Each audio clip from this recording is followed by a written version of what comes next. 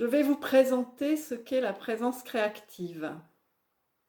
C'est essentiellement la notion qui est devenue pour moi l'évidence que je suis présence consciente et manifestante. La création consciente à tous les étages, c'est la clarté que cela marche pour toute ma réalité, que ce soit le monde qui se reflète autour de moi, autant que pour mon ressenti intérieur. Je crée ce que je choisis de ressentir, parce que mon univers, c'est ce que j'en perçois. Je prends conscience que je suis créateur de ma réalité, peu importe de pouvoir nommer ou pas, évidemment, ce que je suis. Si on croit encore à une forme de séparation, on serait tenté de dire pas le petit moi. Mais y a-t-il un grand et un petit moi? Quand on a intégré la fusion de ce qu'on croyait d'eux jusqu'alors, on va dire je pour rassembler tous les angles de vue. Cela peut apparemment se vérifier, qu'on se place du point de vue du personnage apparent ou de ce qui l'expérimente, puisque cela ne forme qu'une seule réalité. Tout ce que j'expérimente au moment présent, que ce soit des circonstances, des pensées, des paroles, des douleurs physiques, font partie du passé, sont une manifestation d'énergie passée, ou dit autrement, de mon imagination passée, sous forme d'images qui ont l'air de s'enchaîner de manière logique, parce que dans mon imagination, il y a les croyances que les événements s'enchaînent de façon logique et sur comment la vie devrait se passer. Ce qui a un pouvoir créateur, ce sont les messages que j'envoie, pas ceux que je reçois, qui viennent de mes pensées passées, qui sont une manifestation, elles aussi. Ces messages que j'appelle pensées, pour simplifier, sont associés à une vibration, une énergie indissociable dont je ne saurais dire de qui la poule ou l'œuf vient en premier. Et d'ailleurs, encore une fois, pourquoi chercher une linéarité? Laissons la question sans réponse. Et restons dans le circulaire, plutôt et que ou. Ces pensées associées à une vibration sont ce qu'on pourrait dire un état d'esprit. Je ne parle pas de pensée au sens des mots et des images, qui sont plutôt des étiquettes, mais une sorte d'émotion qui procure une vibration. Les intentions que je pense, consciemment, au moment présent, ont un pouvoir créateur. C'est la raison pour laquelle, qu'à force de vibrer un état d'esprit positif, au fur et à mesure que je change les lignes de code de mon esprit, je vois apparaître de moins en moins de pensées négatives. Je ne ressens plus beaucoup d'émotions négatives, puisqu'il y a de moins en moins de pensées contraires en retour, dues à des pensées passées. Tout commence à s'aligner. Tout ce que j'expérimente étant la suite logique du passé, l'important est ce que je déclare au moment présent. D'où l'importance de focaliser son attention sur ses intentions dans l'instant, plutôt que de ruminer sur ce qui se passe. Plus je me concentre sur ce que je veux, moins je laisse de l'espace à des messages conditionnés habituels du passé. Plus dans le futur je vais voir se manifester le résultat de ce passé. Ma vie est en adéquation avec les messages que j'ai envoyés auparavant. Et plus j'étais dans le doute et dans la confusion, plus ma réalité semblait se dérouler de façon chaotique. Ceci explique vraiment des circonstances que j'ai vécues, où tout paraissait contradictoire. Et à la réponse souvent posée, est-ce que l'univers voulait vraiment que tu fasses ceci ou cela? Je ne peux pas répondre, parce que l'univers, la source, c'est moi.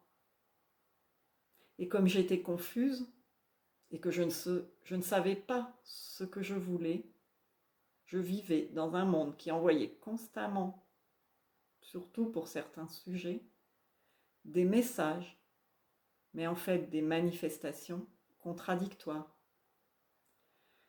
Je vivais alors dans un état intérieur tourmenté, ne voyant pas le verre, mais focalisé sur le contenu vide ou plein du verre, comparant constamment en voulant contrôler plus de plein et éviter le vide. Si je me concentre sur un seul type d'état d'esprit, de la gratitude, le sentiment que tout est pour le mieux, de me sentir en sécurité, etc., tout va, tout va se conformer et va devenir fluide, puisque les événements ne vont plus être en lutte avec eux-mêmes.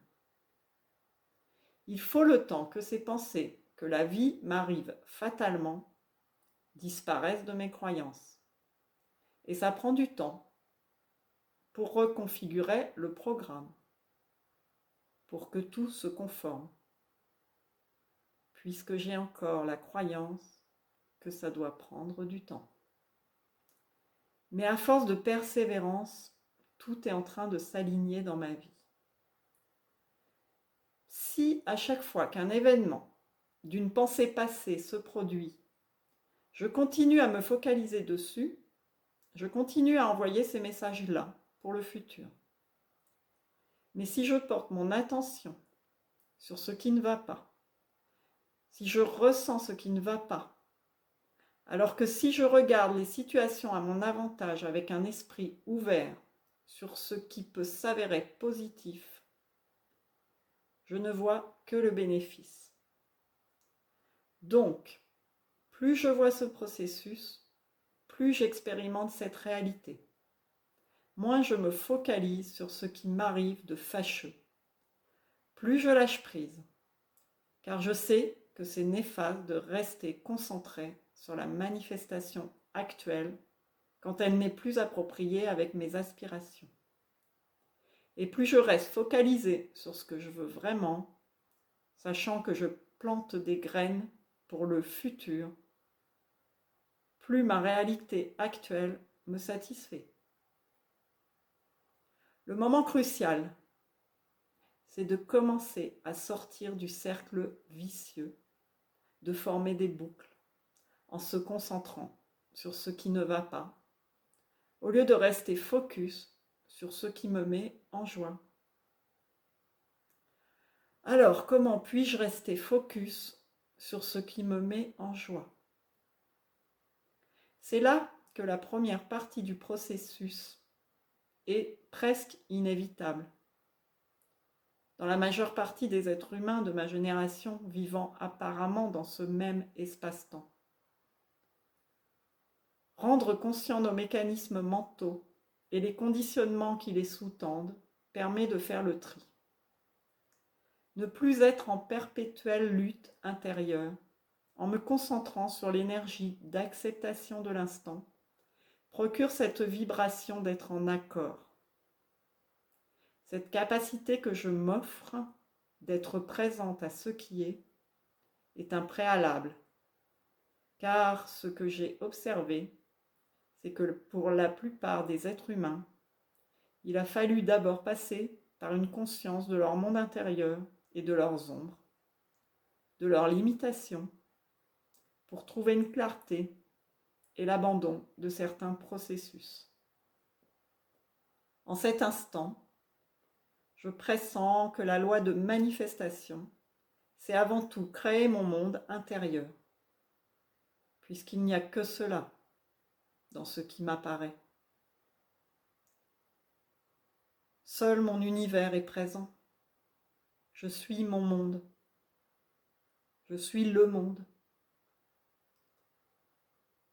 C'est sur mon état d'esprit que j'ai un réel pouvoir en vidant mon esprit des peurs, des croyances limitantes, de la négativité apprise, des schémas d'auto-sabotage, de victime, du désordre mental et du doute.